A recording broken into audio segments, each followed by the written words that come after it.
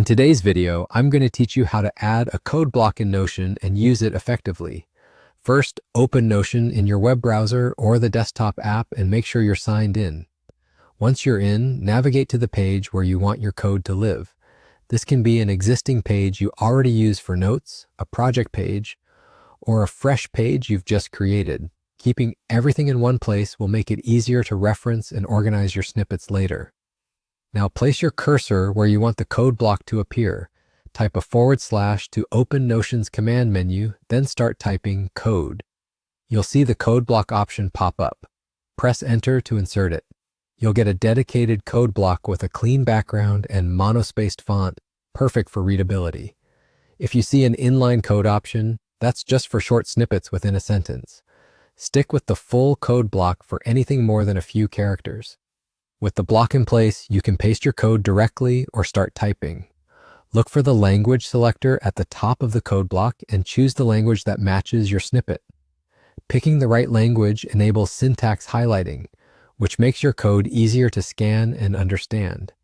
You can also use formatting options like wrap or expand if your lines are long. The copy button on the code block is handy when you want to quickly grab the entire snippet without dragging your mouse. A quick tip: if you prefer keyboard workflows, typing 3 backticks followed by your language and pressing enter is a fast way to create a code block. You can also add a short note above or below the block to explain what the snippet does, any required versions or dependencies, and how to use it. That context helps you and your teammates later. Notion is a great place to store, document, and share code snippets, but it doesn't execute code. When you're ready to run your snippet, copy it from the block and paste it into your IDE, terminal, or the tool that's appropriate for your language.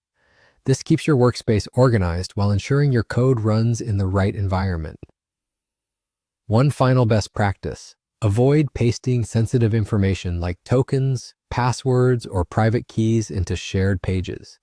If you need to reference credentials, store them securely and document only the placeholder or instructions. And that's it.